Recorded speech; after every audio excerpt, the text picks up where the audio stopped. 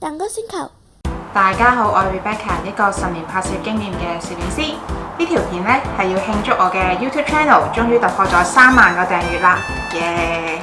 前兩日咧，我喺我 IG 嗰度 po 咗個 story， 就係問下大家有冇問題想要問我。結果呢，清一色大家都係想知道我嘅攝影心路歷程，而唔係我自己。唉，睇嚟我啲咁有實力嘅人都唔啱做偶像派。咁咧，我綜合咗大家問我嘅問題。第一，幾時開始影相？咁我呢係由中學嗰陣時開始中意攝影嘅。一開頭我都係用手機去影，去到 Form 6嗰陣時先至擁有自己嘅第一部單反。咁我第一部相機呢係 Canon 嘅60D， 呢部呢係中階機嚟嘅。當時呢聽咗唔少朋友嘅建議，如果買初階嘅話，想要再深入咁樣學攝影，就要再重新買過晒啲器材。所以呢，當時就買咗呢一部，連埋 kit 鏡18、135同埋51.8，窮人三寶嘅大光圈，好強烈推薦買過一支鏡，因為真係好好用。支鏡我而家仲有 keep 住喺度。咁當初我係點樣學攝影嘅呢？一開始嗰陣時，我真係連 ISO、快門、光圈、focus 我乜嘢都唔知。咁我呢係自己上網睇教程。咁知道原理之後呢，最緊要嘅就係練習。我嗰陣時差唔多日日都攞住部相機周圍走、周圍影。我一開始嗰陣時係中意影風景，特別係日落。只要係好天嘅日子呢，我幾乎都係攞住部相機去追日落。嗰陣仲要年少無知咁樣冇搽防曬，搞到自己曬到好似黑炭咁樣。咁之後呢，因為屋企人唔中意我成日周圍去影風景，仲鬧咗場大交添。咁我就開始諗啦，點樣我先至可以繼續攝影，但係又唔使好似影日落咁樣嘅日定時定候要出去呢？於是我就轉咗影人像啦。咁話晒影人都要有人俾你去練習先得㗎。嗰陣時我都幾大膽，我去咗某一個 forum 嗰度去徵 model， 好彩咁樣都有唔少女仔去應徵。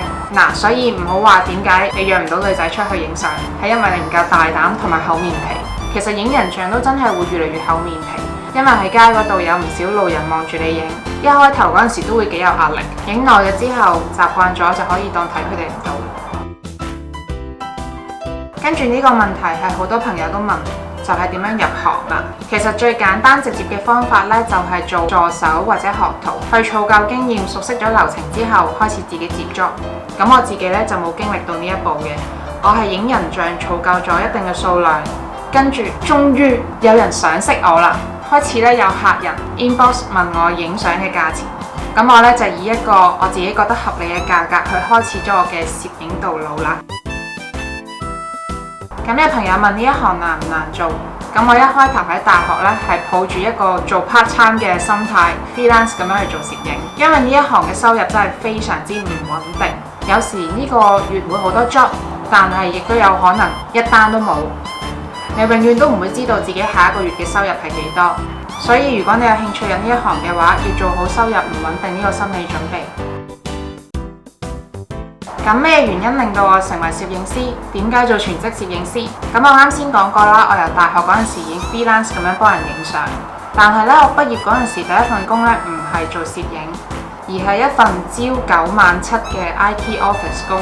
其實呢，我好知道自己係唔啱做呢一啲坐定定嘅工，所以返工第一個月係超級痛苦，因為真係好悶啊！我自己呢，其實係比較中意周圍去，同埋啲時間可以自己自由掌握嘅人嚟嘅。雖然當時嘅我一直都好想將呢個興趣轉做職業，但係點解冇咁做呢？係因為一嚟係滿足屋企人嘅期望，因為佢哋覺得我讀咗一個 IT 嘅 degree， 咁做翻相關嘅行業係理所當然嘅。咁二嚟呢，就係我自己都想儲一啲資金去做一個創業嘅準備。你都知啦，租 studio 同埋收入唔穩定，全部都需要足夠嘅資金。咁我做咗2年嘅 full time office 之後，掙扎咗一輪，終於的起個心肝 quit 咗份工，轉做攝影啦。如果你問我後唔後悔，我好肯定咁樣答你冇，因為任何嘅職業都係做得開心係最緊要。咁攝影本身係我嘅興趣，做攝影師俾到我滿足感，呢一份工又維持到生計。如果可以嘅話，我會一直咁樣做落去。有得揀，點解唔揀份自己做得開心嘅工呢？有啲咩建議可以俾到攝影新手？我知道每個人都會遇到樽頸位，會好想去放棄。咁點樣去突破呢？我嘅建議就係睇多啲人哋嘅作品，睇多啲靚相呢，係真係可以激勵到自己去影相呢個衝動。不斷咁樣去學習同埋練習，就可以令到自己嘅攝影技術進步啦。如果睇緊呢條片嘅你都想問我問題嘅話，記得 follow 我嘅 IG 去了解最新嘅動態，同埋訂閱我嘅 channel。下次見，拜拜。